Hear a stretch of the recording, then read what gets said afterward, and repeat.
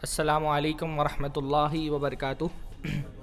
الحمد للہ رب العالمین والصلاة والسلام علی نبینا محمد وعلی آلہ وصحبہ اجمعین ومن تبعہم بإحسان الی یوم الدین۔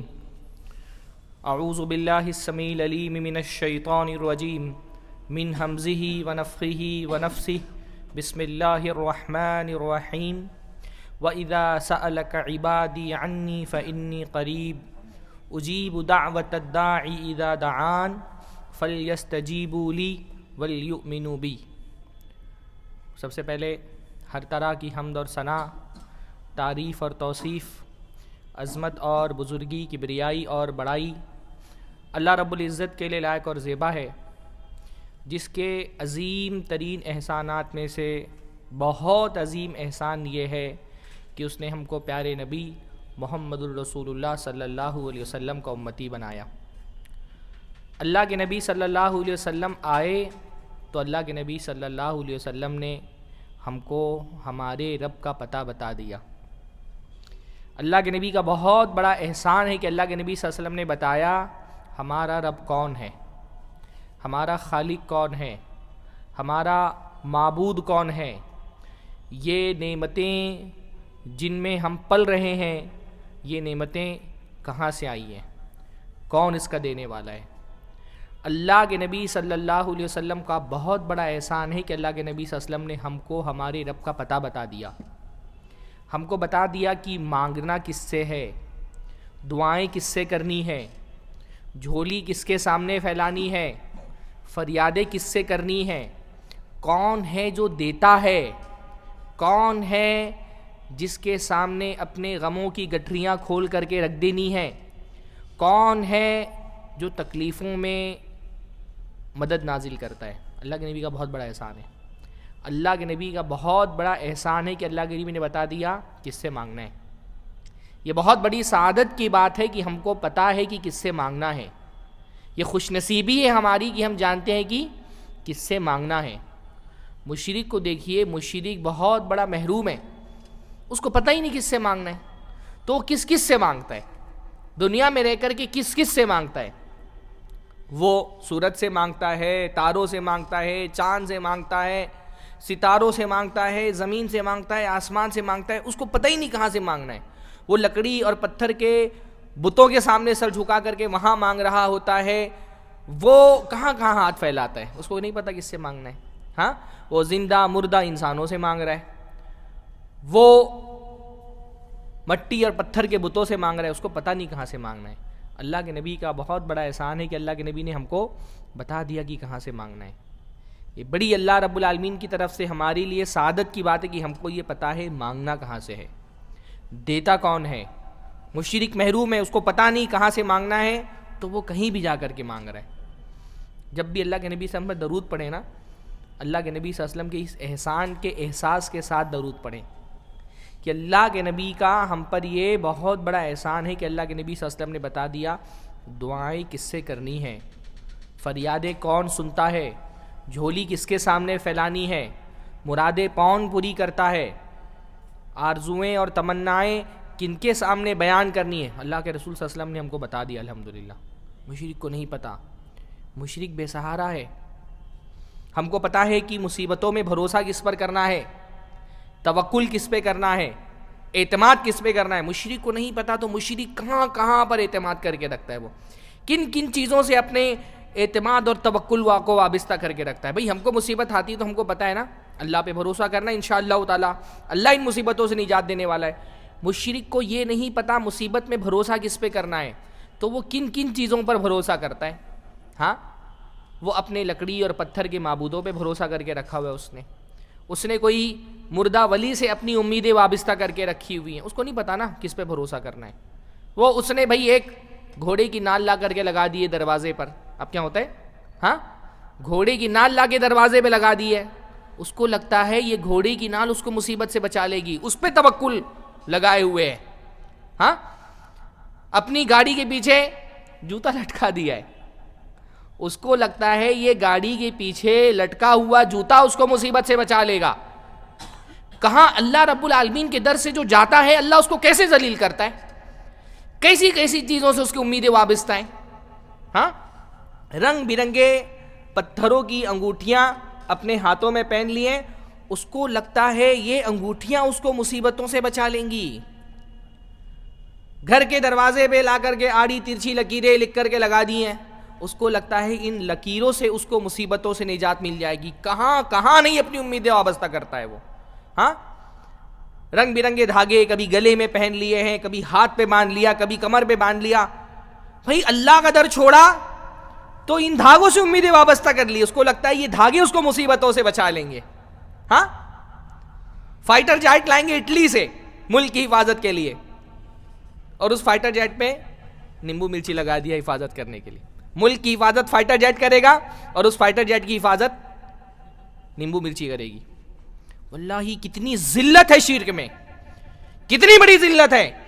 انسان اللہ تعالیٰ نے اشرف المخلوقات میں سے بنایا, اس کو بہترین تخلیق اللہ نے فرمائی.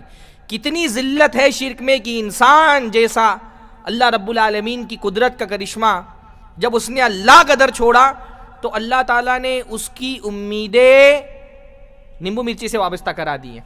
وہ نیمبو مرچی پہ بھروسہ کر کے بیٹھا ہوا ہے. ہم الحمدللہ ہم اہل توحید کتنے خوش قسمت ہیں کہ ہمارا توکل صحیح جگہ پر ہے, ہمارا اعتماد اللہ رب العالمین کی ذات پر ہے. ہم کو مصیبت آتی ہے, اللہ کے نبی صلی اللہ علیہ وسلم نے بتایا مصیبتوں میں بھروسہ کس پہ کرنا ہے, اللہ پہ کرنا ہے. تکلیفوں کی سے نجات کون دیتا ہے, اللہ تعالیٰ دیتا ہے. امن یجیب المضطر اذا دعاہ, ایک پریشان حال جب پریشانی میں دعا کرتا ہے, کون ہے جو اس کی دعائیں سنتا ہے؟ یہ قبر میں پڑا ہوا ولی یہ دعائیں نہیں سن سکتا. وَهُمْ عَنْ دُعَائِهِمْ غَافِلُونَ, اللہ کے رسول صلی اللہ علیہ وسلم نے بتا دیا یہ قبروں میں پڑے مردہ ولی ہوں یا زندہ پیر و مرشد ہوں یا لکڑی اور پتھر کے معبود ہوں, ان کو پکارو, یہ تمہاری پکار نہیں سن سکتے, یہ تمہاری دعائیں قبول نہیں کر سکتے, یہ تم کو مصیبتوں سے نجات نہیں دے سکتے. اللہ کے نبی صلی اللہ علیہ وسلم کا کتنا بڑا احسان ہے کہ اللہ کے نبی نے بتا دیا مصیبتوں میں بھروسہ کس پر کرنا ہے, فریادیں کس سے کرنی ہے, تکلیفوں سے نجات کون دیتا ہے. کتنا بڑا اللہ کے نبی صلی اللہ علیہ وسلم کا احسان ہے کہ بھئی ہمارا توکل صحیح جگہ پر لگ رہا ہے الحمدللہ, ہمارا بھروسہ اللہ رب العالمین کی ذات پر ہے الحمدللہ. کافر کو نہیں پتا. بھائی محبت بہت ساری ہوتی ہے, محبت کی الگ الگ قسمیں ہوتی ہیں. محبت کی سب سے اعلیٰ ترین قسم کون سی ہوتی ہے؟ وہ محبت جو ایک عابد کو اپنے معبود سے ہوتی ہے نا. بھائی جو محبت ایک عبادت گزار کو, ایک عبادت کرنے والے کو اپنے معبود سے ہوتی ہے, جو ایک پوجا کرنے والے کو اس سے ہوتی ہے جس کی وہ پوجا کر رہا ہے, اس محبت کے مقابل میں دنیا کی کوئی محبت نہیں. وہ سب سے اعلیٰ ترین محبت ہے. یعنی اس محبت پر انسان اپنے ماں باپ, اپنی اولاد, اپنی جان, اپنا مال سب کچھ قربان کرنے کے لیے تیار رہتا ہے. یہ اللہ کے نبی صلی اللہ علیہ وسلم کا احسان ہی تو ہے کہ ہماری وہ محبت, بندگی والی محبت, وہ صرف ہمارے رب کے لیے صرف ہو رہی ہے الحمدللہ. ہماری اس محبت کا مرکز ہمارا سچا معبود ہے الحمدللہ. کتنے بڑے اللہ کے نبی صلی اللہ علیہ وسلم کا کتنا بڑا فضل ہے. اللہ کے نبی نے ہمارے سجدوں کو صحیح رخ دے دیا ہے, صحیح جگہ پر سجدہ کر رہے ہیں الحمدللہ. اسی لیے الحمدللہ ہمارا ایک ایک سجدہ کاؤنٹ ہو رہا ہے نا. ایک ایک تسبیح الحمدللہ ہماری کاؤنٹ ہو رہی ہے, ایک ایک تکبیر کاؤنٹ ہو رہی ہے الحمدللہ ہماری. ایک روپیہ بھی اگر اللہ کے راستے میں دیتے ہیں وہ ڈپازٹ ہو رہا ہے آخرت کے اکاؤنٹ میں. ایک ایک تسبیح کا انشاءاللہ تعالی قیامت کی دن ہم کو بدلہ ملے گا. کتنی بڑی خوش نصیبی ہماری. بھائی کافر اپنے معبودوں کے لیے کم قربانیاں نہیں دیتا, وہ بھی اپنی زندگی تیاگ دیتا ہے, بعض مرتبہ موحد سے زیادہ بڑی قربانیاں دیتا ہے. بھائی ایسے بھی کافر ہیں جنہوں نے اپنے معبود کو خوش کرنے کے لیے سنیاس لے لیا ہے, جوگی بن گئے, دنیا کو تیاگ دیا, ساری خواہشوں کو قربان کر دیا, بیوی بچے ماں باپ اولاد کاروبار سب چھوڑ کر کے غاروں میں چلے گئے, پہاڑوں پہ چلے گئے, ہمالیہ کی چوٹی پہ جا کر کے تپسیا میں مگن ہے, موکش کی پراپتی میں لگے ہوئے, سب کچھ قربان کر دیا اپنا. بھئی یہ بہت بڑی قربانی ہے جو کافر دیتا ہے. ہاں کافر اپنے معبودوں کے لیے کم قربانیاں نہیں دیتا, اپنی جان کی بھی قربانی دے رہا ہے, مال کی بھی قربانی دے رہا ہے, اولاد کی بھی قربانی دے رہا ہے, اپنی آرزویں بھی اپنے معبود کے در پہ قربان کر دی ہیں. پر کتنی بڑی محرومی ہے کہ کل قیامت کے دن جب وہ اٹھے گا تو اس کو پتا چلے گا اس کے معبود تو نقلی تھے، نقلی معبود تھے. بھائی معبودوں کا نقلی نکل جانا کتنا بڑا خسارہ ہے. ہاں آپ ٹائٹن کی گھڑی لے کر کے آئے نقلی نکل جائے تو کتنا غم ہوتا ہے. ہاں گوچی کا بیگ لے کر کے آئے نقلی نکل جائے تو، ہاں نائکی کی جوتے اگر نقلی نکل جائے تو کتنا بڑا غم ہوتا ہے. مشرک کے معبود نقلی نکل جائیں گے قیامت کے دن. وہ اٹھے گا، اس نے جس سے اپنی امیدیں وابستہ کر کے رکھی ہیں، جن کے بارے میں وہ سوچتا ہے کہ ان کا دامن پکڑ کے مچل جائیں گے، یہ ہمارے پیر و مرشد ہیں، یہ ہم کو جنت میں لے کر کے چلے جائیں گے. مشرک جب اٹھے گا تو پتا چلے گا زندگی بھر جس کے در پہ سجدہ کرتے رہے وہ معبود نقلی تھے، ان کا کوئی بس ہی نہیں چل رہا، وہ تو خود اللہ رب العالمین کے سامنے محتاج ہیں. ہاں قیامت کی دن اللہ پوچھے گا اَيْنَ شُرَكَاؤُكُمُ الَّذِينَ كُنْتُمْ تَزْعُمُونَ، بھائی ہمارے ساتھ جن کو شریک کیا تھا جن معبودوں کو، کہاں ہے وہ معبود؟ لاؤ ڈھونڈ کر کے. جن کی عبادتیں کرتے تھے، جن کے سامنے سجدے کرتے تھے، کہتے تھے ان کا دامن پکڑ کر کے مچل جائیں گے، جن کا دامن پکڑ کر کے مچلنے والے تھے وہ خود ننگے ہوں گے. کن کا دامن پکڑو گے؟ مشرک بھونچکا ہو جائے گا. الا ذالک هو الخسران المبین، سب سے بڑا نقصان تو یہی ہے کہ معبود نقلی نکل جائیں گے ان کے. ہاں ان کے معبود نقلی نکل جائیں گے، کوئی مدد کرنے کے لیے نہیں آئے گا. اللہ تعالیٰ پوچھے گا کہاں ہے تمہارے معبود؟ کوئی مدد کرنے کے لیے نہیں آئے گا، سب معبود غائب ہو جائیں گے. ہار کر کے کیا کہیں گے؟ واللہ ربنا ما کننا مشرکین، اللہ کی قسم ہے ہمارے رب ہم تو شرکی نہیں کرتے تھے. جھوٹ بولے گا جا کر کے. ہاں جھوٹ بولے گا اللہ رب العالمین کیا جا کر کے. کتنا معبودوں کا نقلی نکل جانا، کیا اس سے بڑا بھی کوئی خسارہ ہو سکتا ہے؟ عبادت کی محبت کے جو جذبات لٹا دیے زندگی بھر جس کو معبود سمجھ کر کے، پتہ چلا وہ تو نقلی معبود تھا. اور ہم اہل توحید انشاءاللہ ہم اٹھیں گے تو ہمارا معبود تو جنت بانٹ رہا ہوگا انشاءاللہ تعالی. کتنی خوش قسمتی ہے. یہ اللہ کے نبی کا کتنا بڑا احسان ہے کہ اللہ کے نبی نے ہمارے سجدوں کو صحیح رخ دے دیا. ہم اٹھیں گے انشاءاللہ نا، ہمارا معبود تو جنت بانٹ رہا ہوگا، مشرکوں کو جہنم میں ڈال رہا ہوگا. ہمارا تو الحمدللہ ایک ایک سجدہ سیف ہے، ایک ایک روپیہ اللہ کے راستے میں جو دیا ہے سیف ہے، سب بچا ہوا ہے، سب محفوظ ہے الحمدللہ. قیامت کے دن بڑھا چڑھا کر کے اجر ملے گا انشاءاللہ تعالی اس کا. بھائی ہمارا ایک سجدہ مشرکوں کے 1000 سجدوں پہ بھاری ہے. ہاں ہمارا ایک سجدہ مشرکوں کے 100 سجدے اس کا مقابلہ نہیں کر سکتے، کیونکہ ہمارا سجدہ کیا ہے؟ صحیح رخ پر ہو رہا ہے نا، صحیح جگہ پر ہو رہا ہے، صحیح ذات کے لیے ہو رہا ہے. وہ ایک سجدہ جسے تو گرا سمجھتا ہے 1000 سجدوں سے دیتا ہے آدمی کو نجات. واللہ اس سجدے کی قدر کریے. ہم تو بھائی بغیر خشوع کے بھی سجدہ کر لے تو بھی تو اللہ کے لیے کر رہے. ہاں ہمارے سجدوں میں خشوع نہ بھی ہو اجر ملے گا انشاءاللہ تعالی، کم زیادہ کچھ نہ کچھ تو ملے گا انشاءاللہ تعالی. مشرک کتنا ہی خشوع سے دل لگا کے سجدہ کر لے، جتنا خشوع سے سجدہ کرتا ہے اتنا ہی اس کو عذاب ملے گا. وہ جو قبروں کے سامنے سر جھکا رہا ہے، وہ جو پیروں کے سامنے سر جھکا رہا ہے، وہ جس نے لکڑی اور پتھر کے معبود بنا کر کے رکھے ہوئے، بھائی اس کے سجدوں میں جتنا خشوع اس کے عذاب میں اتنا ہی اضافہ ہوگا. ہمارے سجدوں میں جتنا خشوع آئے گا ہماری انشاءاللہ ثواب میں اضافہ ہوگا. کتنا بڑا اللہ کے نبی کا احسان ہے. واللہ جب بھی درود پڑھے نا اس احساس کے ساتھ درود پڑھیں کہ اللہ کے نبی سے بڑا احسان اس کائنات میں ہم پر کسی نے نہیں کیا کہ ہم کو سجدے کا صحیح رخ دے دیا. بھائی مشرک کو دیکھیں، مشرک کس کس کو پوج رہا ہے. ہم کو اللہ رب العالمین یعنی بھائی ایک تو ہے کس سے مانگنا، اللہ کے نبی نے یہ بتایا. اللہ کے نبی نے یہ بھی تو بتایا کہ ملنے کے بعد شکریہ کس کا ادا کرنا ہے. ہاں موحد ہونے کا یہ بھی تو فائدہ ہے کہ مل گیا تو ہم کو پتا ہے شکر کس کا ادا کرنا ہے. مشرک کی پریشانی اتنی بڑی ہے، اس کی محرومی اور بدبختی اتنی بڑی ہے، اس کو یہ بھی نہیں پتا کہ ملنے کے بعد شکریہ کس کا ادا کرنا ہے. تو وہ کس کس کا شکریہ ادا کرتا ہے. ہاں زمین سے دانا اگ رہا ہے تو زمین کی پوجا شروع کر دیتا ہے، بھومی پوجا کرتا ہے. ہاں سورج بہت خوبصورت ہے تو سوریہ نمن کرنے لگتا ہے، سورج کی پوجا کرتا ہے. چاند بہت حسین ہے تو چاند کو پوجنے لگتا ہے. زمین سے آسمان سے بارش اتر رہی ہے کبھی بادلوں کو پوجتا ہے. ہر نعمت کے لیے اس نے الگ الگ معبود بنائے ہوئے ہیں. علم کا معبود، آرٹ کا معبود الگ ہے، مال کا معبود الگ ہے، ہر نعمت کے لیے الگ الگ معبود بنائے ہیں، ہر مخلوق کے سامنے جھکتا ہے. ہاں، اناج کی بھی پوجا کر رہا ہے، پیڑوں کی بھی پوجا کر رہا ہے. حتیٰ کہ ہمارے ملک میں تو صورتحال یہ ہے کہ کوئی آلو اور پیاز بھی اگر اس کے آنکھ کان ناک دکھنے لگے اس کی بھی پوجا کرنا شروع کر دیتے ہیں. کس کس کو پوج رہا ہے؟ گائے دودھ دے رہی ہے، گائے کو اپنا معبود بنا لیتا ہے.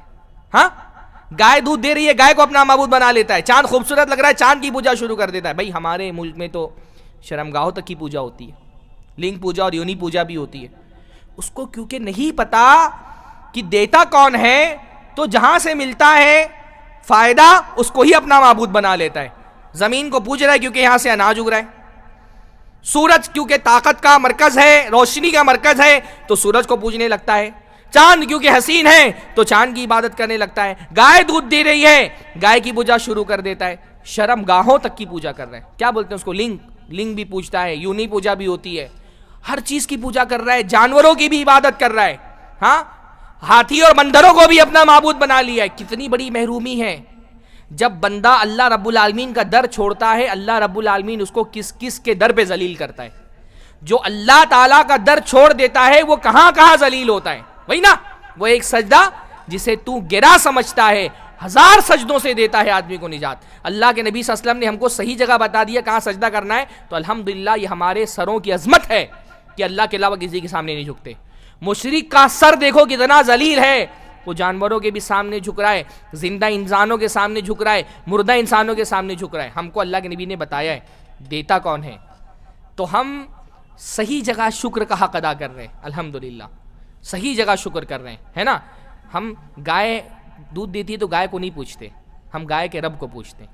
ہم کو بچپن میں ایک شعر پڑھایا جاتا تھا، رب کا شکر ادا کر بھائی جس نے ہماری گائے بنائی. ہاں، ہم کو پتا ہے کہ گائے کی پوجا نہیں کرنا، گائے کے رب کی پوجا کرنی ہے. ہاں، ہم کو پتا ہے کہ چاند خوبصورت ہے تو چاند کی عبادت نہیں کرنا. ہم چاند کو دیکھتے ہیں تو چاند سے کیا کہتے ہیں؟ ربی و ربک اللہ. اے چاند، میرا رب اور تیرا رب کون ہے؟ اللہ ہے. کتنا بڑا احسان ہے اللہ کے نبی کا. اللہ کے نبی، اس لیے کائنات میں اللہ کے نبی سے بڑا محسن ہمارا کوئی نہیں ہے. اللہ کے نبی صلی اللہ علیہ وسلم نے کیا کیا؟ یعنی ہر دور میں ہوا کیا کہ جو باطل ہر دور میں یہ ہوا نا کہ ہر مذہب کے جو مذہبی پیشوا تھے انہوں نے اپنے مذہب کے عوام میں یہ ذہن ڈال دیا کہ اللہ رب العالمین بہت دور ہے. ہر مذہب کے جو مذہبی پیشوا تھے نا، علماء سو، انہوں نے عوام کے ذہن میں کیا ڈال دیا؟ اللہ بہت دور ہے، وہ تمہاری ڈائریکٹ نہیں سن سکتا. اس تک پہنچنے کے لیے ہم اللہ کے ایجنٹ ہیں، پہلے ہمارے پاس آؤ پھر ہم اللہ رب العالمین تک تمہاری فریاد پہنچائیں گے.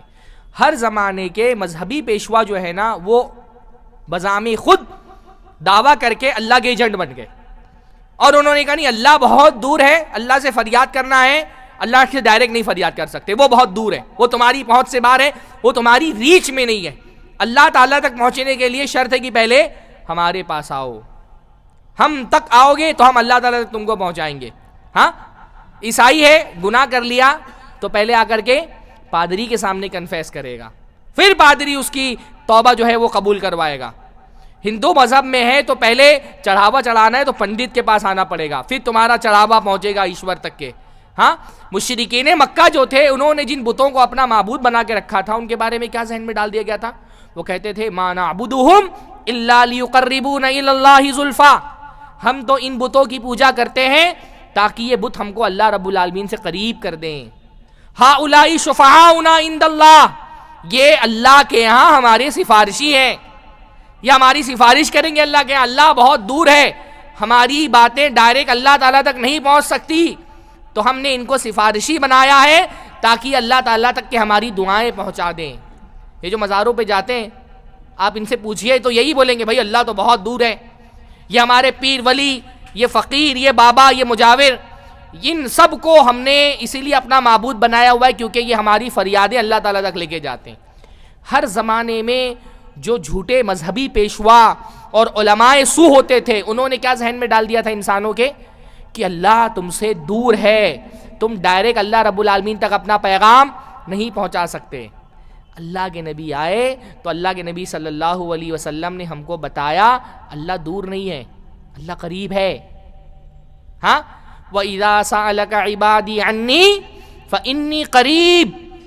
اللہ نے اپنے نبی کے ذریعے سے یہ پیغام بھجوایا کہ میرے بندے جب آپ سے میرے بارے میں سوال کریں ان کو بتاؤ کہ میں قریب ہوں، میں دور نہیں ہوں، میں قریب ہوں. اجیب دعوت الداعی اذا دعان، پکارنے والا جب مجھے پکارتا ہے میں اس کی پکار سنتا ہوں. مجھ کو پکارنے کے لیے کسی ایجنٹ کے پاس جانے کی ضرورت نہیں ہے، کوئی انسان کا وسیلہ لگانے کی ضرورت نہیں ہے، کوئی سیڑھی لگانے کی ضرورت نہیں ہے. ڈائریکٹ مجھ کو پکارو، میں تمہاری پکار سنوں گا. اللہ تعالیٰ نے یہ پیغام اپنے نبی کے ذریعے سے بھیجایا. اللہ رب العالمین نے اللہ کے نبی صلی اللہ علیہ وسلم کو یہ پیغام دے کر کے بھیجا، ادعونی استجب لکم، مجھ کو پکارو میں تمہاری پکار سنوں گا. کتنا بڑا احسان ہے بھائی. اللہ سے زیادہ کوئی اویلیبل ہے؟ اللہ کے نبی نے بتایا ہم کو آ کر کے کہ اللہ سے زیادہ کوئی اویلیبل ہی نہیں ہے، اللہ سے زیادہ کوئی قریب ہی نہیں ہے، اللہ سے زیادہ کوئی اویلیبل ہی نہیں ہے. ہمیشہ اویلیبل ہے دعا کرنے کے لیے. کوئی ٹائم ہے جب اللہ تعالیٰ دعاؤں کا دروازہ بند کر کے رکھتا ہے، ہاں کہ اس ٹائم دعائیں قبول کرنے کے لیے اللہ اویلیبل نہیں ہوتا. رات میں 3 بجے کوئی غم ہے، کوئی فکر ہے، کوئی درد ہے، پریشانی نے آنکھیں کھول دی ہیں، تکلیف سے آدمی کی نیند اڑ گئی ہے، اب 3 بجے اس کو دعا کی حاجت پیش آ گئی ہے، دعا کی ضرورت محسوس کر رہا ہے. تو ایسا ہے کہ 3 بجے اللہ تعالیٰ اویلیبل نہیں ہوتا. ہاں اب فجر کا انتظار کرنا پڑے گا دعا کرنے کے لیے، ایسا ہے؟ ایسا ہے؟ 3 بجے تو اللہ اور اویلیبل رہتا ہے. رات کے آخری حصے میں تو اللہ اور اویلیبل رہتا ہے. کیسے؟ کیسے؟ اللہ سمائے دنیا پہ نازل ہوتا ہے. ہاں جو پہلا آسمان ہے وہاں اللہ اپنی شان کے مطابق، جیسا اللہ کے شایان شان ہے اللہ بہتر جانتا ہے کیسے نازل ہوتا ہے، پر ہم مانتے ہیں کہ اللہ سمائے دنیا پر نازل ہوتا ہے اور اپنے بندوں کو پکار رہا ہوتا ہے. حل من مستغفر فاغفر له، کوئی ہے دعا کرنے والا، مغفرت طلب کرنے والا، بخشش مانگنے والا، معافی طلب کرنے والا، میں تیار ہوں معاف کرنے کے لیے. آؤ مجھ سے معافی مانگو میں معاف کروں گا. ہاں حل من سائل فاعطیتہ، کوئی سوال کرنے والا ہے، کوئی مانگنے والا ہے تو میں اس کو دوں، کوئی فریاد کرنے والا ہے تو اس کی جھولی بھر دوں، کوئی ہے جو اپنی مرادیں لے کر کے آئے تو میں اس کو عطا کروں. بھائی الٹا ہی ہے. اصولی طور پہ کیا ہوتا ہے؟ مانگنے والا دینے والے کے پاس جاتا ہے نا، ہوتا یہی ہے نا. جس کو مانگنا ہوتا ہے وہ دینے والے کے پاس جاتا ہے. یہاں کیا ہو رہا ہے؟ دینے والا مانگنے والے کے پاس آ رہا ہے. ہاں ہمیشہ تو یہ ہوتا ہے نا کہ فقیر غنی کے پاس جاتا ہے، یہاں غنی اتر کے آیا ہے فقیر کے پاس. پکار کون لگاتا ہے؟ بھکاری پکار لگاتا ہے نا، فقیر پکار لگاتا ہے، یہاں غنی پکار لگا رہا ہے. حل من سائل فاعطیتہ، کوئی ہے جو اپنی جھولی پھیلائے تو میں اس کی جھولیاں بھر دوں. ہم سوئے پڑے رہتے ہیں. ہاں ہم تو مائل بکرم ہیں، کوئی سائل ہی نہیں، راہ دکھلائیں کسے رہروے منزل ہی نہیں. ہاں اللہ تو دینے پہ آیا ہے، ہم کو نہیں فرصت ملتی مانگنے کی. یہ کتنا بڑا اللہ کے نبی صلی اللہ علیہ وسلم کا احسان ہے. بھی ہم کو بتایا کس سے مانگنا ہے، کون ہے جس سے دعائیں کی جائیں، فریادیں کی جائیں، کس کے سامنے جھولی پھیلایا جائے، کس کے سامنے ہاتھ پھیلایا جائے. اور اللہ کی بہت بڑی نعمت ہے کہ اللہ نے ہم کو مسلمان بنایا. بھائی مسلمان بنایا اور اللہ رب العالمین نے موحد بنایا، اہل حدیث بنایا الحمدللہ. ہاں مسلمان بنایا تو اللہ کے علاوہ کسی اور سے نہیں مانگتے، اور اللہ تعالیٰ نے موحد بنایا تو کسی قبر پہ جا کر کے نہیں مانگتے، اور اللہ نے اہل حدیث بنایا تو بدعتی طریقے سے نہیں مانگتے. بھائی تینوں ہی نعمتیں ہیں نا. ہاں اللہ نے مسلمان بنا دیا ہے تو اللہ کے علاوہ کسی سے نہیں مانگتے، اور اللہ رب العالمین نے موحد بنایا ہے تو قبروں کے سامنے نہیں جاتے، پیروں سے نہیں مانگتے، ولیوں سے فریادیں نہیں کرتے، باباؤں کے سامنے ہاتھ نہیں پھیلاتے. اللہ تعالیٰ نے بریلوی نہیں بنایا، اس پر بھی اللہ رب العالمین کا شکریہ. اللہ تعالیٰ نے اہل حدیث بنایا، اور اہل حدیث بنایا، سنت کا متبع بنایا تو اللہ سے بھی ویسا مانگتے ہیں جیسا نبی نے سکھایا ہے. جیسے نماز میں ہم اللہ کے نبی صلی اللہ علیہ وسلم کی سنت کی اتباع کرتے ہیں، دعا میں بھی اللہ کے نبی صلی اللہ علیہ وسلم کی سنت کی اتباع کرتے ہیں کہ نبی کے اللہ سے مانگتے ہیں اور ویسا مانگتے ہیں جیسا نبی اللہ سے مانگتے تھے. یہ بھی اللہ رب العالمین کی طرف سے بہت بڑی نعمت ہے ہمارے لیے. ہاں اس لیے جب بھی درود پڑھیے اور ہمیشہ نبی صلی اللہ علیہ وسلم کا اس احسان کو محسوس کریے. ہاں یہ توحید جو ہے نا اتنی بڑی نعمت ہے اور یہ اتنا بڑا سبق ہے زندگی کا. یہ کوئی علم نہیں ایک بار پڑھ لیا ختم ہو گیا, تو جذبہ ہے بھائی توحید. ہاں مجھے بہت تعجب ہوتا ہے, ہمارے ہاں محبت رسول پہ جب بیان ہوتا ہے بہت ایموشنل بیان ہوتا ہے, بہت جذباتی انداز میں بیان ہوتا ہے, اور توحید پہ بیان ہوتا ہے تو وہ جذبات, وہ احساسات, وہ فیلنگز جو اللہ رب العالمین کے لیے ہونی چاہیے وہ آتی نہیں ہے. اتنا خشک سا توحید کو ہم نے ایک خشک سا علمی موضوع بنا دیا ہے. ہاں بھائی اگر بندے کے ساتھ اس کے دل میں ایموشنز ہیں, ان ایموشنز کے اظہار کا سب سے بڑا موقع کب ہونا چاہیے؟ جب بندہ توحید کا بیان کر رہا ہو. سب سے زیادہ ہماری جذبات کا مستحق کون ہے؟ محبت ہے تو اس محبت کا سب سے بڑا مستحق کون ہے؟ اللہ رب العالمین. خوف ہے تو اس خوف کے اظہار کا سب سے بڑا مستحق کون ہے؟ اللہ رب العالمین. توکل ہے تو اس توکل کے اظہار کا سب سے بڑا مستحق کون ہے؟ اللہ رب العالمین. پر ہمیں توحید کا بیان ہوتا ہے اتنا علمی انداز میں اور ایسا خشک بیان ہوتا ہے بھائی بعض مرتبہ جیسے لگتا ہے توحید سے ہماری کوئی فیلنگ ہی نہیں جڑی ہوئی ہے. ہاں اللہ کے رسول کی گستاخی ہو جائے تو ہمارے جذبات مجروح ہو جاتے ہیں, ہم سڑکوں پہ نکل آتے ہیں, ہم پتلے جلانے لگتے ہیں. اللہ رب العالمین کی گستاخی ہوتی ہے تو کوئی فرق ہی نہیں پڑ رہا, بلکہ ہم خود ہی گستاخیاں کر رہے ہوتے ہیں. اللہ کی شان میں ہم خود ہی گستاخیاں کر رہے ہوتے ہیں. کیا اللہ رب العالمین سے زیادہ کسی کی عزت ہے؟ ہاں اللہ کی شان, یہ شرک اللہ کے ساتھ گستاخی نہیں ہے, یہ کفر اللہ کے ساتھ گستاخی نہیں ہے, یہ اللہ رب العالمین کے لیے بیٹا قرار دینا یہ اللہ کے ساتھ گستاخی نہیں ہے. ہاں یہ اللہ کے نام پر اللہ کی بیٹے کی پیدائش کا نام لے کر کے خوشیاں منائی جا رہی ہیں, مسلمان اس میں شریک ہو, اس کا مطلب اللہ کے لیے گستاخی ہو رہی ہے اللہ کی, اور ہمارے دل میں اللہ رب العالمین کی گستاخی کے لیے ذرا برابر تکلیف بھی نہیں ہو رہی. مسلمان کرسمس منا سکتا ہے, لوگ فتویٰ پوچھنے کے لیے آتے ہیں, یہ چیز فتویٰ پوچھنے والی ہے, اس پہ فتویٰ بھی پوچھا جانا چاہیے. اللہ رب العالمین کے ساتھ شرک ہو رہا ہے اور آپ کو خوشی منانی ہے. بھائی آپ زبان سے نہیں روک سک رہے, ہاتھ سے نہیں روک سک رہے, تو کم سے کم دل میں تو برا جانو. دل میں بھی برا محسوس نہیں کر رہا ہے, مسلمان ہیپی کرسمس بول رہا ہے. ہاں اس کا مطلب اللہ کے لیے جو فیلنگز ہونی چاہیے دل میں مر گئی ہیں, یہ مر گئی فیلنگز, تبھی تو بندہ اللہ رب العالمین کے ساتھ شرک ہو رہا ہے اور خوشیوں میں شریک ہو رہا ہے ان کے. ہاں جن چیزوں سے برات کا اظہار کرنا چاہیے ان چیزوں میں خوشیاں منا رہا ہے بندہ. یہ بہت بڑا مسئلہ ہے ہمارے لیے کہ توحید کے لیے جو فیلنگز ہونی چاہیے, جو جذبات ہونے چاہیے, وہ جذبات ہمارے نہیں رہ گئے.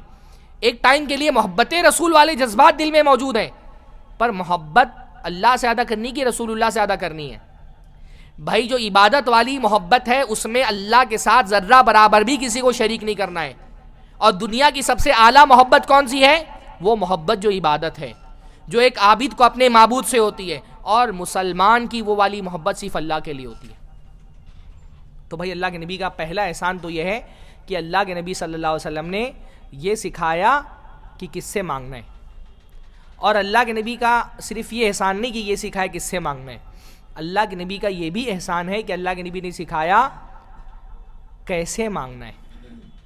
اور اللہ کے نبی کا یہ بھی احسان ہے کہ اللہ کے نبی نے سکھایا کیا مانگنا ہے, کس سے مانگنا ہے, کیسے مانگنا ہے اور کیا مانگنا ہے.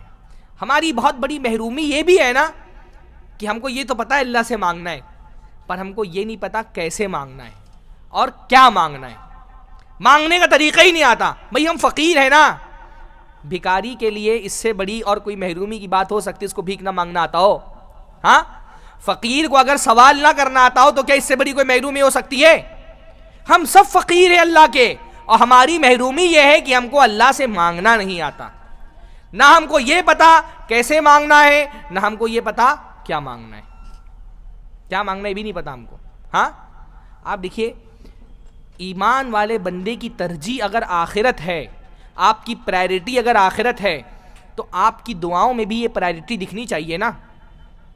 اگر آپ آخرت کو ترجیح دیتے ہیں, آپ کی زندگی کا مقصد اپنی آخرت بنانا ہے, تو آپ کی زندگی کا یہ مقصد آپ کی دعاؤں میں بھی تو دکھنا چاہیے. پر ہماری دعاؤں میں تو ہم دنیا مانگ رہے ہوتے ہیں.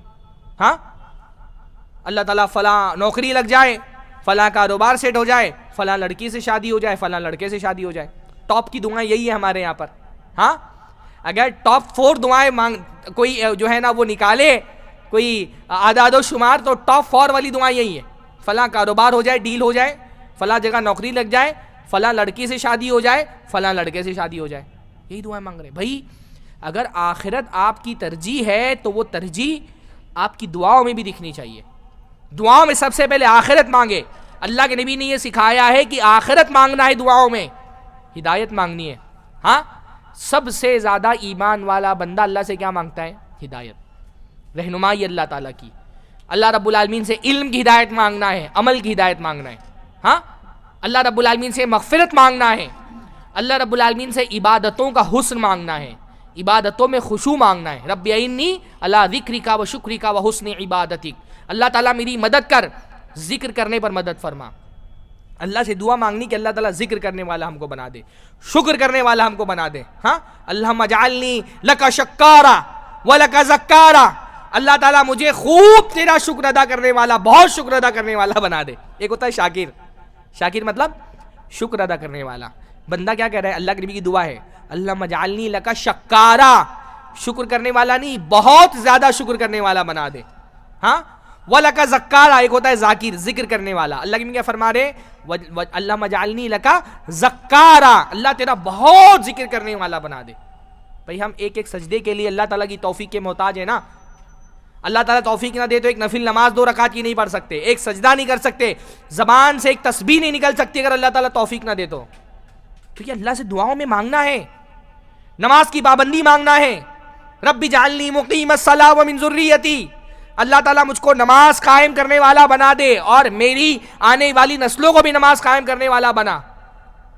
اللہ رب العالمین سے دعا مانگنی ہے کہ اللہ فتنوں کی اس دور میں ہمارے ایمان کی حفاظت فرما. اللہ کے نبی صلی اللہ علیہ وسلم اس سے دعا مانگتے تھے کہ اللہ تعالیٰ میں تیری پناہ مانگتا ہوں اس سے کہ میں مشرک ہو جاؤں, تیرے ساتھ شرک ہو, اس سے پناہ مانگتے تھے. حضرت ابراہیم اتنے بڑے موحد پر دعا کیا مانگتے تھے؟ وَجْنُبْنِي وَبَنِيَّ أَن نَّعْبُدَ الْأَصْنَامَ, مجھ کو اور میری اولاد کو اس بات سے بچا کہ ہم بتوں کی پوجا کرنے لگے. ہم مانگتے ہیں کبھی دعاؤں میں؟ لے دے کر کے ہر دعا دنیا کے لیے مانگ رہے ہوتے ہیں. ہاں نہیں, دعاؤں میں سب سے پہلے آخرت مانگنی ہے. ہم کو نہیں پتا ہم کیا مانگنا چاہیے. ہاں, اور جتنا ہم کو دعائیں یاد بھی ہیں, بہت بڑا پرابلم یہ بھی ہے نا, ایک تو دعائیں یاد نہیں کرتے. اہل حدیث ہونے کا ایک نقصان البتہ یہ, یعنی بدعتی ہوتے ہیں نا تو وہ بدعتی طریقے سے دعا کر رہے ہیں, وہاں بھی کر رہے ہیں جہاں ثابت نہیں دعا. وضو بنانے کے درمیان کلی کرنے ہیں, منہ دھونے کی بھی دعائیں ان کے یہاں پہ. ہاں, وضو کے درمیان کی بھی دعائیں, جہاں نہیں وہاں بھی دعائیں گڑ لی ہے. پر اہل حدیث ہو جاتے ہیں, جب بدعتوں سے روکا جاتا ہے تو بعض مرتبہ انسان دعا کرنا ہی چھوڑ دیتا ہے, دعا ہی نہیں کر رہا وہ. اور جتنی دعائیں یاد ہیں وہ بھی بس زبانی طوطے کی طرح زبان سے رٹ لی. ہاں, اب بھائی اتنے دنوں سے نماز پڑھ رہے ہیں, 20 سال 30 سال 40 سال 50 سال کے ہو گئے ہیں, اور آپ لوگوں سے پوچھئے التحیات للہ والصلوات والطیبات, کتنے پیارے الفاظ ہیں, پیارا سا ذکر ہے. کتنے فیصد لوگوں کو اس کا ترجمہ پتہ ہوگا؟ ہاں, بڑی بڑی باتیں کریں گے, فلاں راوی فلاں سند, ہاں بڑی بڑی باتیں کریں گے.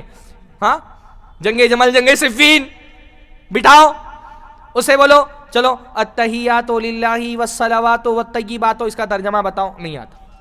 ہاں, اللہم باعد بینی و بین خطایایا کما باعدت بین المشرق والمغرب, کتنی پیاری دعا ہے. ہاں, ترجمہ پوچھو نہیں پتا. بات کریں گے امیر معاویہ کی, جمل کی, صفین کی, عمار, طلحہ, زبیر. اور ابھی بیسک نماز کے احکام نہیں پتا, ابھی نماز کی دعائیں نہیں معلوم ہے, سورہ فاتحہ کا ترجمہ اچھے سے نہیں آتا ہے. بھائی امپرومنٹ لائیے نمازوں میں, نمازوں میں امپرومنٹ لائیے. کم سے کم جو دعائیں یاد ہیں, بہت کوئی مشکل چیز نہیں ہے. آپ کیا امام صاحب ہیں ماشاءاللہ, ایک پروگرام رکھ دیجئے ایک دن کا, عصر سے لے کر کے عشاء تک, مغرب سے لے کر کے عشاء تک. کوئی عالم آتے ہیں باہر سے, ایک پروگرام رکھ دیجئے, نماز سمجھ کر پڑھے. ہاں, نماز کیا ہونا چاہیے پروگرام کا عنوان؟ نماز سمجھ کر کے پڑھیں. اس میں کچھ بہت زیادہ نہیں کرنا ہے. کیا کرنا ہے؟ جو دعائیں کم سے کم پڑھی جا رہی ہیں اس کا ترجمہ تو سیکھ لیں.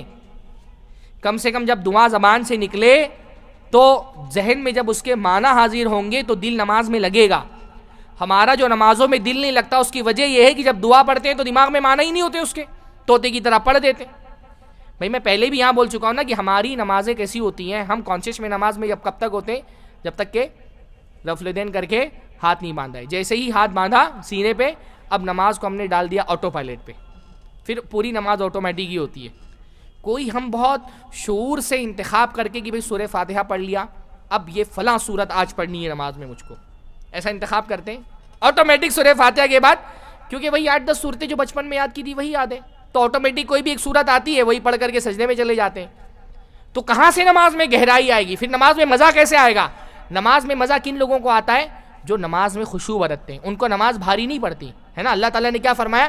وَإِنَّهَا لَكَبِيرَةٌ إِلَّا عَلَى الْخَاشِعِينَ, نماز بہت مشکل چیز ہے پر خشوع رکھنے والوں کو نماز بھاری نہیں پڑتی, ان کو مزہ آتا ہے کیونکہ نماز پڑھنے میں. ہم کو ہماری نماز کا لطف اس لیے نہیں ملتا کیونکہ نماز ہم آٹومیٹک نماز پڑھتے ہیں ہے نا. ہمارے دل جو ہے وہ تو گھر میں لگے ہوتے ہیں, ہمارے دل دکانوں میں لگے ہوتے ہیں, نماز پڑھنے کے لیے آتے ہیں تو بس طوطے کی ٹھیک ہے بھائی, یہ نماز بھی ان لوگوں سے تو بہتر ہے جو پڑھتے ہی نہیں ہے. ہاں, اتنا ڈی موٹیویٹ کرنے کا بھی ارادہ نہیں ہے آپ لوگوں کو. جو نہیں پڑھ رہا اس سے بہتر ہے بغیر خوشیوں کی بھی پڑھ لو, اللہ ہی کے لیے تو پڑھ رہے ہو, ثواب ملے گا انشاءاللہ تعالیٰ. پر نمازوں میں امپرومنٹ لائیے نا, کچھ نئی صورتیں یاد کر لیجئے. اتنا مشکل تو نہیں ہے بھائی, مہینے میں 4 آیتیں نہیں یاد ہو سکتی؟ نہیں, اگر ٹھیک ہے بھائی اب آپ کا ذہن اتنا کام نہیں کرتا جیسے بچوں کا کام کرتا ہے, 4-5 ایک چھوٹی سی صورت نہیں یاد کرنا کوئی مشکل کام نہیں ہے. پر آپ تجربہ کر کے دیکھیں, جب آپ نے جو نیا قرآن یاد کیا ہوتا ہے وہ جب آپ نماز میں پڑھتے ہیں نا تو نماز میں ایک لذت ملتی ہے, ایک خشوع پیدا ہوتا ہے. جب آپ پڑھتے ہوئے چیزوں کا معنی سمجھ رہے ہوتے ہیں تو نماز میں خشوع آتا ہے, آپ کو احساس ہوتا ہے کہ اب اللہ رب العالمین کی بارگاہ میں موجود ہے. مجھے نا بھائی اپنے حنفی بھائیوں پہ بعض مرتبہ بہت افسوس ہوتا ہے کہ اللہ کے نبی کی بہت ساری پیاری سنتیں محض اس وجہ سے چھوڑ دیتے کہ ان کے مسلک میں نہیں ہے. ہاں, اللہ کے نبی کی اتنی پیاری پیاری سنتیں محض اس لیے چھوڑ دیتے کہ ان کے مسلک میں نہیں ہے. بس اللہ کے نبی صلی اللہ علیہ وسلم 2 سجدوں کے بیچ میں جو دعا پڑھتے تھے, کتنی پیاری دعا ہے. ہاں, کیا دعا ہے؟ اللہم اغفر لی وارحمنی واہدینی وعافینی وارزقنی. آپ دیکھیے ایک دعا کے اندر کتنی بڑی بڑی چیزیں اللہ کے نبی نے مانگ لی. مغفرت, رحمت, ہدایت, واہدینی, اللہم اغفر لی, مغفرت, ہاں, رحمت, واہدینی, ہدایت, وعافینی, عافیت, ورزقنی, رزق. ایک چھوٹی سی دعا میں اللہ کے نبی نے کتنی بڑی بڑی چیزیں مانگ لی. اللہم اغفر لی, اللہ میری مغفرت فرما دے, مغفرت, ورحمنی, رحمت, واہدینی, ہدایت, وعافینی, عافیت, ورزقنی, رزق. ہاں, ان میں سے ہر چیز کے وضاحت کے لیے نا ایک الگ درس کی ضرورت ہے. ہدایت اتنی بڑی چیز ہے, عافیت اتنی بڑی چیز ہے, رحمت اتنی بڑی چیز ہے, رزق اتنی بڑی چیز ہے. ہر چیز کی وضاحت کے لیے نا ایک الگ سے درس دیا جا سکتا ہے. چھوٹی سی دعا میں اتنی بڑی بڑی چیزیں اللہ کے نبی شامل فرما لی. کتنی پیاری دعا یہ. ہاں, ہمارے بھائی کتنے محروم ہیں, سجدے سے اٹھے اللہ اکبر فوراً سجدے میں چلے گا اللہ اکبر, اتنی پیاری دعا مس کر دی. کیوں؟ کیونکہ ہمارے مسلک میں نہیں ہے. بھائی یہ اتنی پیاری دعا ہے نا, میں سجدے میں بھی مانگتا ہوں کیونکہ سجدے میں اجازت ہے نا, سجدے میں اجازت ہے کہ آپ مسنون دعاؤں کے علاوہ بھی کوئی دعا مانگنی تو مانگ لو. میں سجدے میں بھی مانگتا ہوں, میں تشہد میں بھی مانگتا ہوں کہ تشہد میں بھی ہے. اتنی پیاری پیاری چیزیں کیوں مس کرنا ہے اس کو؟ میں بہت محرومی لگتی ہے مجھ کو کہ ایک سجدے کیا اللہ اکبر فوراً سجدے میں چلے گئے. ہاں, بڑی پیاری دعائیں یہ. اللہ کے نبی صلی اللہ علیہ وسلم کا بہت بڑا احسان ہے کہ اللہ کے نبی نے یہ سکھایا کیا مانگنا ہے. ایک پورا موضوع ہے.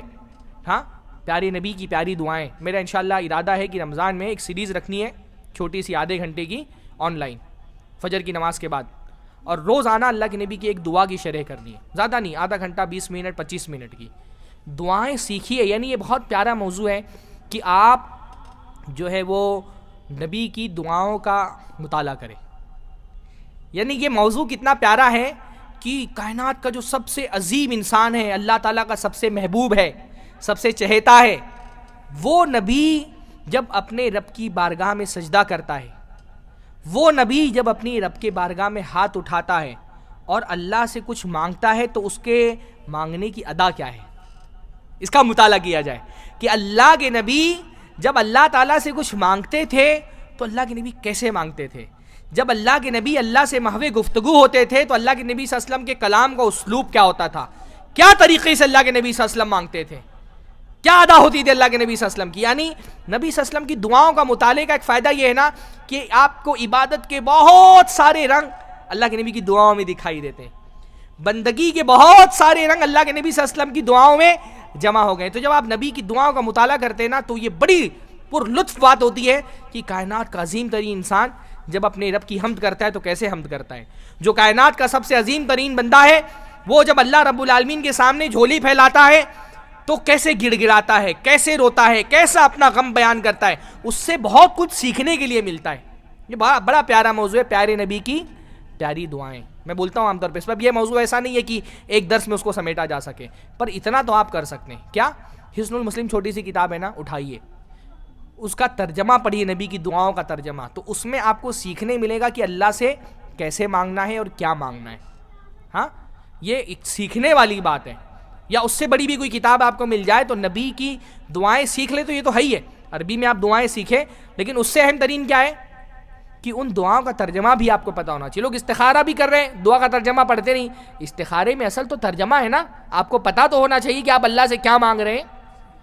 تو اللہ کے نبی صلی اللہ علیہ وسلم کا احسان یہ بھی کہ اللہ کے نبی صلی اللہ علیہ وسلم نے ہم کو سکھایا کیسے مانگنا ہے، کیا مانگنا ہے، کیسا مانگنا ہے بھی ہم کو سکھایا. ہمارا بہت بڑا، میں نے کہا نا، فقیر کے لیے سب سے بڑا مسئلہ کیا ہے کہ اس کو مانگنا نہ آتا ہو. ہم کو مانگنا نہیں آتا، ہم کو پتہ نہیں اللہ سے کیسے مانگنا ہے. ہاں، ڈر اللہ سے مانگ لیا. بہت سارے لوگ نا دعاؤں کو ایسا سمجھتے ہیں ریموٹ کنٹرول ہے، اللہ یہ دے دے، یہ دے دے، یہ دے دے.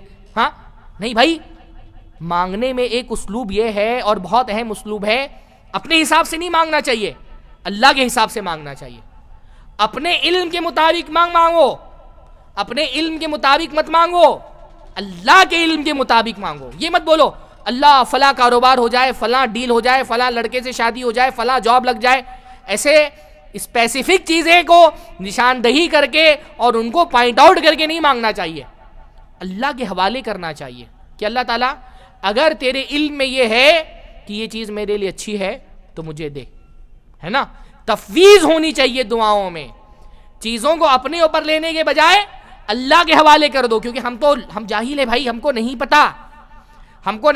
یہ تو اللہ کا بہت بڑا احسان ہے کہ اللہ اپنے حساب سے دیتا ہے، ہمارے حساب سے نہیں دیتا. ورنہ اللہ تعالیٰ ہم کو ہمارے حساب سے دینے لگے تو ہم اپنے آپ کو تباہ کر لیں گے. ہم کو لگ رہا ہوتا ہے فلاں چیز بہت اچھی ہے، اللہ جانتا ہے نا کہ وہ اچھی نہیں ہے. بندے کو اپنے آپ کو اپنے حوالے نہیں کرنا چاہیے، بلکہ اللہ کی بھی بڑی پیاری دعا ہے. ہاں، اللہم رحمتک ارجو، اللہ تعالیٰ مجھے تیری ہی رحمت کا سہارا ہے. فلا تکلنی الی نفسی طرفۃ عین، تو اللہ تعالیٰ مجھے پلک جھپکنے بھر کے لیے بھی میرے حوالے نہیں کرنا. نظریں یہاں سے وہاں جاتی ہے نا، اتنی دیر کے لیے بھی اللہ مجھے میرے حوالے نہیں کرنا، مجھے اپنے ہی ہاتھ میں رکھنا، میرا معاملہ تو ہی سدھارنا، مجھ کو میرے حوالے نہیں کرنا. اللہ تو مجھے میرے حوالے کر دے گا، میں اپنے آپ کو تباہ کر لوں گا، میں نہیں جانتا. وہ استخارہ میں تو یہی ہے نا، فَإِنَّكَ تَقْدِرُ وَلَا أَقْدِرُ وَتَعْلَمُ وَلَا أَعْلَمُ. اللہ تو کر سکتا ہے، میں نہیں کر سکتا. اپنی نفی کر دو، خود کو ختم کر دو اللہ کے سامنے، میں نہیں کر سکتا. وَتَعْلَمُ وَلَا أَعْلَمُ، اللہ تو جانتا ہے، میں نہیں جانتا، تو علام الغیوب ہے. دعاؤں میں تفویض بہت ضروری ہے. چیزوں کو اللہ کے حوالے کر دو، اللہ تو کر کے دے. حسبنا اللہ ونعم الوکیل، اللہ ہمارے لیے کافی ہے، وہ بہترین وکیل ہے. وکیل کس کو بولتے ہیں؟ معاملات جس کے سپرد کر دیے جائیں. بھائی آپ کورٹ میں جاتے ہیں، آپ کو کیس لڑنا ہوتا ہے تو آپ وکیل کیوں کرتے ہیں؟ ہاں، کہ بھائی تم وکیل ہو، یہ قانونی داؤ پیچ مجھ کو نہیں آتے، تو میں اپنا کیس تمہارے حوالے کر رہا ہوں، اب تمہارا کام ہے یہ کیس جتا کر کے دینا، اسی لیے تو اس کو وکیل بولتے ہیں نا. بندہ کہتے ہیں اللہ میں اپنا کیس تیرے حوالے کرتا ہوں. دعاؤں میں تفویض بہت ضروری ہے. اپنے حساب سے مت مانگو، اللہ کے حساب سے مانگو. اللہ میں اپنے معاملے کو تیرے سپرد کرتا ہوں. ایک دعا اللہ کے نبی سونے کے وقت مانگتے تھے جب بستر پہ جاتے تھے، تو وہ دعا اتنی پیاری ہے. اللہ کے نبی نے فرمایا جو وضو بنا کر کے دائیں کروٹ ہو کر کے یہ دعا پڑھے اور یہ دعا اس کی زبان سے نکلنے والی آخری کلمات ہو، تو اگر اسی حالت میں اس کی موت ہو گئی اس رات میں تو فطرت پہ مرے گا، اسلام پہ مرے گا. اس کے جو شروع کے الفاظ ہیں، لمبی دعا ہے، شروع کے الفاظ کیا ہیں؟ اللہم اسلمت نفسی الیک، اللہ تعالیٰ میں نے اپنے آپ کو تیرے حوالے کر دیا ہے. وفوضت امری الیک، اور اپنا معاملہ تیرے سپرد کر دیا. تفویض بول رہا ہوں نا میں، اپنا معاملہ میں نے تیرے سپرد کر دیا. اچھا کبھی سوچئے سونے کے وقت اس دعا کے پڑھنے کا کیا فائدہ ہے؟ ہاں، سوتے کے وقت اس دعا کے پڑھنے کا کیا فائدہ ہے؟ تفویض، اللہ میں نے اپنا معاملہ تیرے سپرد کر دیا. ہوتا کیا ہے نا، بندہ دن بھر تو زندگی کے کاموں میں الجھا رہتا ہے، ہاں، تو اس کو بہت ساری پریشانیاں بھولا ہوا رہتا ہے، بہت سارے ٹینشن اس کے دماغ سے محو رہتے ہیں، بہت سارا غم وہ دنیا کی الجھنوں میں اس کے دماغ سے چلا جاتا ہے.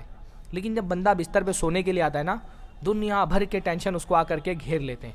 ہر طرح کی فکر مندی آ کر کے اس کو اپنی لپیٹ میں لے لیتی ہیں. بستر پہ کروٹ بدلتا ہے, اس کو چین نہیں ملتا, سکون نہیں ملتا. کیوں؟ ٹینشن ہے, اماں کا علاج کرانا ہے, بیٹی کی شادی کرانی ہے, فلاں کاروبار نہیں چل رہا, جاب نہیں مل رہا, لڑکے کو کسی اسکول میں داخلہ کرانا ہے. دنیا بھر کا ٹینشن آ کر کے اس کو گھیر لیتا ہے, جن کو دنیا کا ٹینشن ہوتا ہے. ہاں, تو بندہ کیا کہتا ہے؟ بندہ کہتا ہے اللہ تعالیٰ میں نے اپنے آپ کو تیرے حوالے کر دیا, فوضت امری الیک, اپنا معاملہ تیرے سپرد کر دیا. جب بندہ معاملے کو اللہ تعالیٰ کی سپرد کر دیتا ہے, ہر ٹینشن سے آزاد ہو جاتا ہے. وہ جب بندہ یہ سوچ لیتا ہے نا میرا معاملہ اللہ کے حوالے. کمزور آدمی کو اگر طاقتور کی پناہ مل جائے تو اس کو ڈرنے کی ضرورت ہے؟ جب کمزور آدمی یہ سوچ لیتا ہے کہ طاقتور کا ہاتھ میرے سر پر ہے, وہ پھر گھبراتا نہیں. بندہ جب یہ سوچ لیتا ہے نا میں کمزور ہوں, اللہ تو طاقتور ہے نا, تو جب بندہ اللہ تعالیٰ کی طاقت سے طاقت لیتا ہے تو وہ مضبوط ہو جاتا ہے. ہاں, وَأَسْتَقْدِرُكَ بِقُدْرَتِكَ, یہی مطلب ہوتا ہے نا تیری طاقت سے مجھے طاقت چاہیے, جو میرے پاس طاقت ہے وہ تیری دی ہوئی طاقت ہے, تو اللہ مجھے طاقت عطا فرما. جب بندہ اللہ کے حوالے کر دیتا ہے پھر وہ ٹینشن نہیں لیتا. ہاں, اس لیے انزائٹی, ٹینشن, ڈپریشن, ان سب کا بہترین علاج کیا ہے؟ دعا. جب بندہ دعا کرتا ہے اس کے لیے ہر مصیبت چھوٹی ہو جاتی ہے, کیونکہ اللہ تعالیٰ کے لیے ہر مصیبت چھوٹی ہے. جب میرے رب کے لیے کوئی مسئلہ بڑا نہیں, میں اس رب کا بندہ ہوں, تو میرے لیے کوئی مسئلہ کیوں بڑا ہوگا؟ بھائی میری کوئی طاقت نہیں. فَإِنَّكَ تَقْدِرُ وَلَا أَقْدِرُ, اللہ تیرے اندر طاقت ہے, تیرے اندر قوت ہے, تو قادر ہے, تو ہر چیز پہ قدیر ہے, میں بہت کمزور ہوں. پر یہ کمزور تیرا ہی تو بندہ ہے. أَسْتَقْدِرُكَ بِقُدْرَتِكَ, اللہ تعالیٰ تیری قدرت سے میں قدرت مانگ رہا ہوں, تیری طاقت سے طاقت مانگ رہا ہوں, تیری توانائی سے توانائی مانگ رہا ہوں. تو جب بندہ اللہ کی طاقت پر بھروسہ کر لیتا ہے وہ مطمئن ہو جاتا ہے, پھر اس کو ہر مسئلہ چھوٹا لگتا ہے. مسئلہ کتنا بھی بڑا ہو, کہ اللہ تعالیٰ کے لیے بڑا ہے؟ اللہ تعالیٰ کی تو ہر چیز چھوٹی ہے. وَمَن يَتَوَكَّلْ عَلَى اللَّهِ فَهُوَ حَسْبُهُ, جو اللہ پہ توکل کرتا ہے اللہ اس کے لیے کافی ہو جاتا ہے. تو دعاؤں میں تفویض ہونی چاہیے, دعاؤں میں تذلل ہونا چاہیے.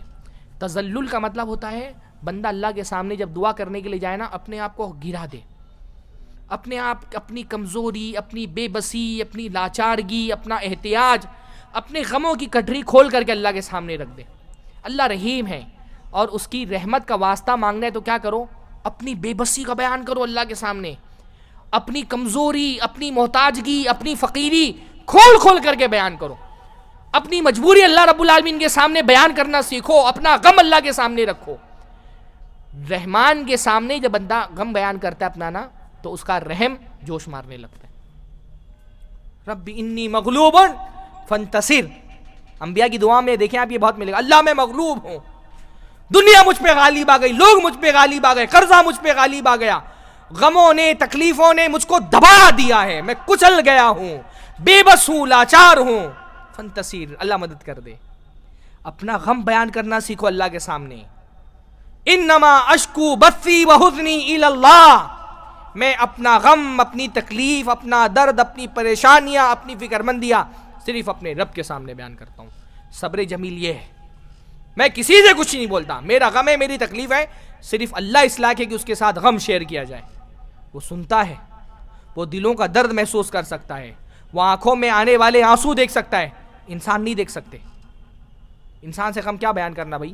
میرا غم, میری تکلیف آپ کے سامنے بیان کر دوں, آپ تسلی کے دو لفظ بول سکتے ہیں, پر میں جو اندر سے ٹوٹا ہوا ہوں, میری اس بکھراؤ کو جو اندر ہے میرے اندر, وہ آپ نہیں دیکھ سکتے.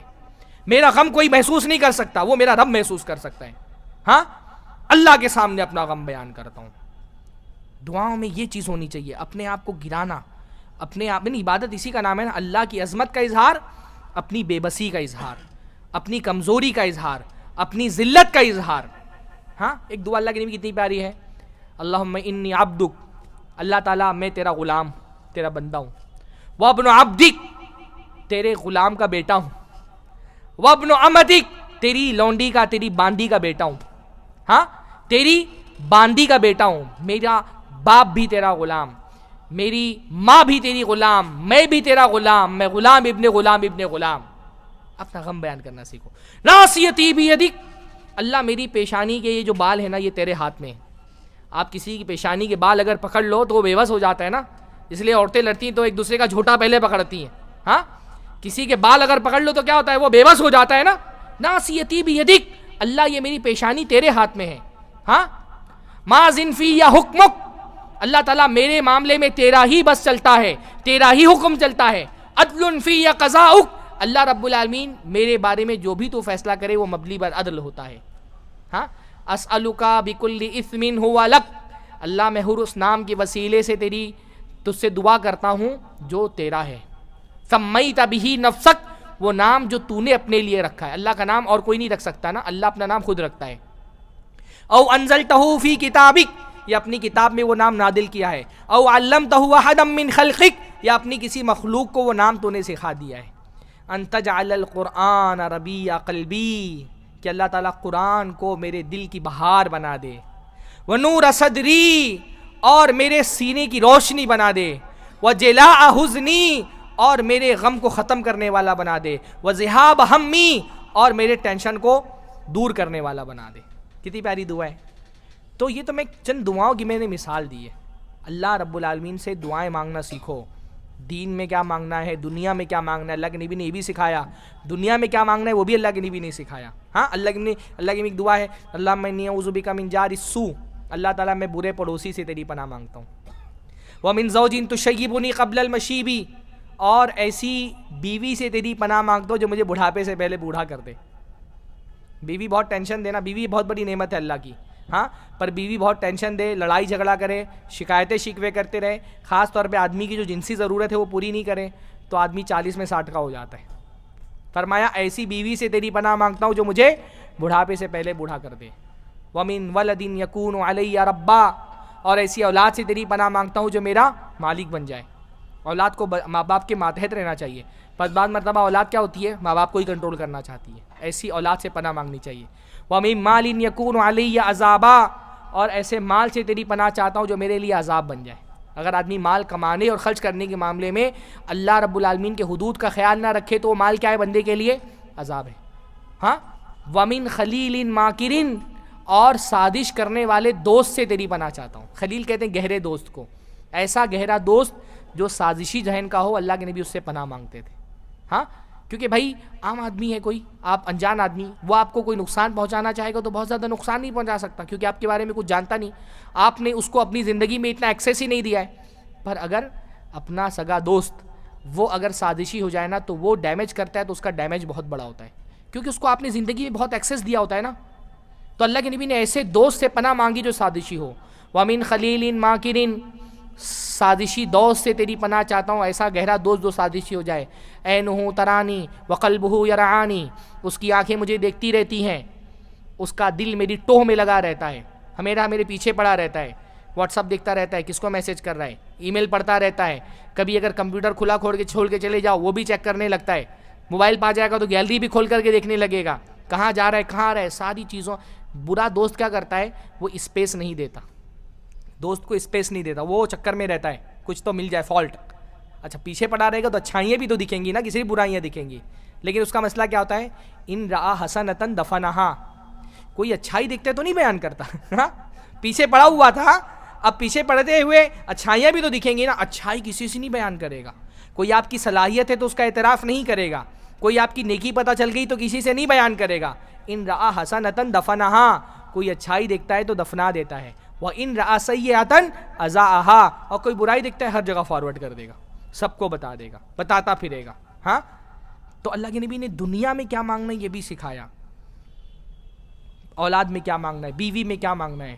ہاں بیوی، اچھی بیوی میں مانگنے کی دعا کیا ہے، ہاں ربنا ہب لنا من ازواجنا وذریاتنا قرۃ اعین، اللہ تعالیٰ ہم کو ہماری اولاد میں، ہماری بیویوں میں آنکھوں کی ٹھنڈک عطا فرما دے. یہ بھی مانگنا اللہ ادھر. ہاں ربی حبلی من الصالحین، اللہ تعالیٰ صالح اولاد عطا فرما.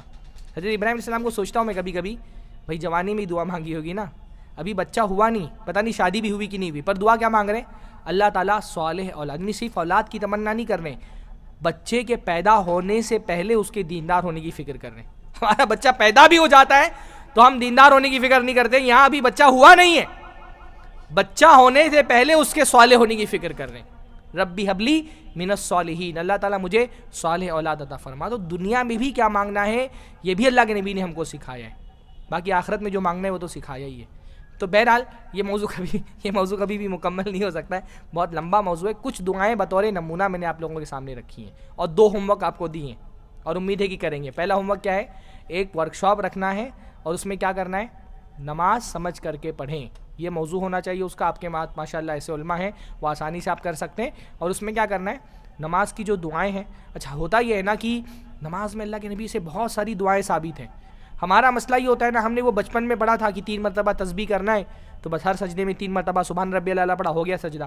بھائی تسبیح کے کلمات بہت عظیم کلمات ہیں, پر اللہ کے نبی صلی اللہ علیہ وسلم سجدے میں صرف تسبیح تھوڑی نہ پڑھتے تھے. اللہ کے نبی سے تسبیح کے علاوہ بھی بہت ساری دعائیں اور اذکار ثابت ہیں سجدے میں. سیکھیے نا.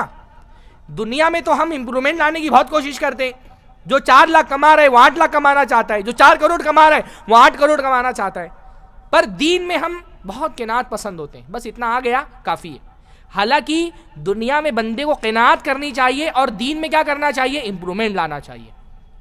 تو آپ کو سجدے کی سبحان ربی الاعلیٰ سے دعا یاد ہے, اچھی بات ہے. اور دعائیں سیکھیے. سجدے میں اللہ کے نبی سے بہت پیاری پیاری دعائیں ثابت ہیں. ہاں, سبحانک اللہم ربنا وبحمدک اللہم اغفر لی, تسبیح کے ساتھ ہم اور مغفرت کی دعا, کیونکہ سجدے میں بندہ اللہ سے سب سے زیادہ قریب ہوتا ہے. مغفرت کی دعا مانگیے. سبوح قدوس رب الملائکۃ والروح یا حی یا قیوم برحمتک استغیث. اے حی اے قیوم, تیرے ہی رحمت سے میں مدد چاہتا ہوں. توحید ہے اس کے اندر. برحمتک استغیث. اور یا حی یا قیوم کے بارے میں علماء نے کہا ہے کہ حی القیوم, الحی القیوم اللہ تعالیٰ کا اسم اعظم ہے. امام ابن تیمیہ کی رائے یہ ہے کہ الحی القیوم اللہ تعالیٰ کا اسم اعظم ہے, یعنی وہ نام جس کے وسیلے سے دعا مانگی جائے تو اللہ تعالیٰ دعا رد نہیں کرتا. ایک کتنی پیارا سا ذکر ہے جو اللہ کے نبی صلی اللہ علیہ وسلم نماز میں سجدے میں مانگتے تھے. اللہم لک سجدت وبک آمنت ولک اسلمت وخشع لک سمعی وبصری ومخی وعظمی وعصبی وما استقلت بہ قدمی للہ رب العالمین. کتنا پیارا ذکر ہے. ہاں, اللہم لک سجدت, اللہ تو ہی ہے جس کے لیے میں نے سجدہ کیا ہے.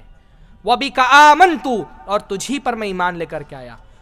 وَلَكَ أَسْلَمْتُ, اور تو ہی ہے جس کے حوالے میں نے اپنے آپ کو کر دیا ہے, سرنڈر ہو گیا ہوں میں. وَخَشَعَ لَكَ سَمْعِي, اور تیرے خوف سے دب گئی ہیں, جھک گئی ہے میری سماعت, میرے کان, میری آنکھیں, میرا ذہن, میرا دل و دماغ, میرے عصبات, جتنا بھی میرا جسم ہے, میرا پورا ڈھانچہ, جس پر میرا قدم, میرے قدم پر جو بھی کھڑا ہے, میں نے سب تیرے سامنے جھکا دیا ہے. للہ رب العالمین, اللہ کے لیے جھکی ہوئی ہے جو ساری جہانوں کا رب ہے. اب بھائی جب اس احساس کے ساتھ اس دعا کے ترجمے کو سمجھ کر کے آپ دعا پڑھیں گے تو نماز میں لطف آئے گا نا. ہماری نمازوں میں لطف اسی لیے نہیں کہ ہم جو پڑھتے ہیں ہم کو پتہ ہی نہیں. سجدے کی ایک اور دعا اللہ کے نبی کی ہے,